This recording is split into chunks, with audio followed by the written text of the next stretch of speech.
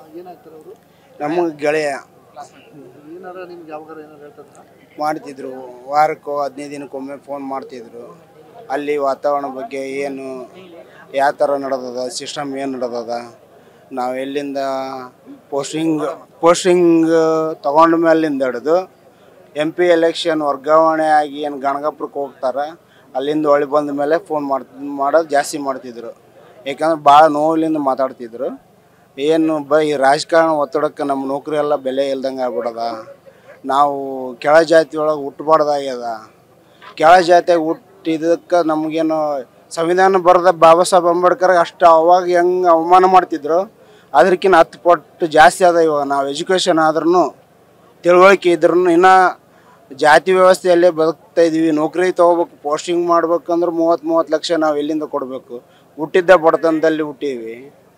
ಆ ಥರ ನೋವು ತೋಡ್ಕೊತಿದ್ರು.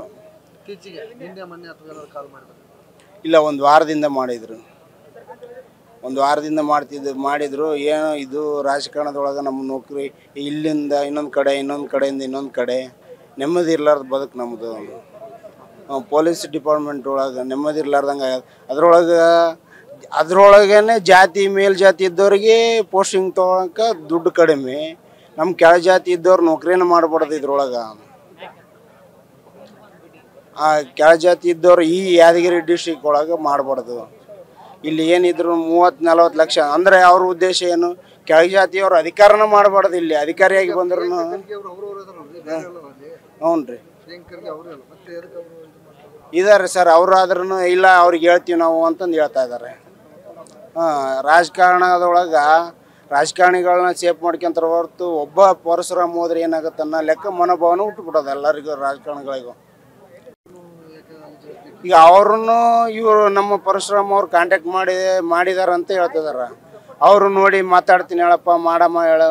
ಈಗ ಹೆಂಗೆ ನಮ್ಮ ಹನುಮಂತಪ್ಪ ಅವ್ರು ಹೇಳಿದಾರೆ, ಅವ್ರಿಗೆ ಮಾತಾಡಿದ್ರೆ ನೀವು ಏನೈತೆ ಕಾರ್ಯಕ್ರಮ ಮಾಡ್ಕೊಂಡು ಹೋಗ್ರಿ, ಆಮೇಲೆ ನಾವೆಲ್ಲ ತನಿಖೆ ಮಾಡ್ತೀವಿ ಅಂತ ಈ ಥರ ಹೇಳ್ತಾ ಇದಾರೆ.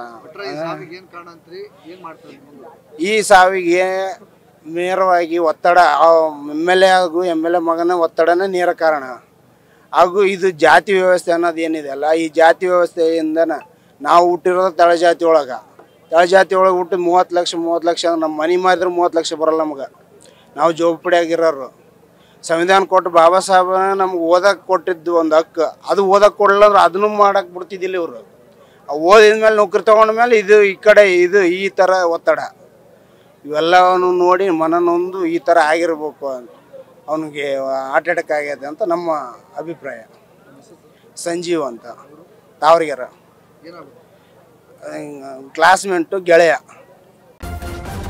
ನ್ಯೂಸ್ ಫಸ್ಟ್ ನಿರ್ಭೀತಿಯಿಂದ ನಿಮ್ಮ ಪರವಾಗಿ.